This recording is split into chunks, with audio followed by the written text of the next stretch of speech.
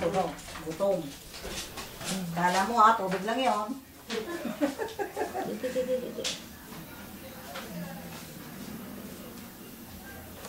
Ano? Tumutunog. Gutom kasi. Yung tubig mo. Ano pa pangalan ng batang yan? Sean Irish. Na may ano kayo ng kukuha lang kayo ng ano yung sa tawag do data. Ano Sa pangalan ng baby. Tapos ikaw daw magdadala sa City Hall noon. birth certificate. Pipirma lang yan siya. Pipirma lang.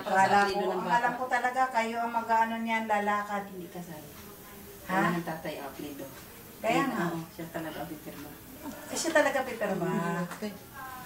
Yeah, dati kasi pwede dito lang na pinapapirmahin. Tapos kami naman ngayon, kakausapin pa yun sa register. Sila, ikaw ba talaga to?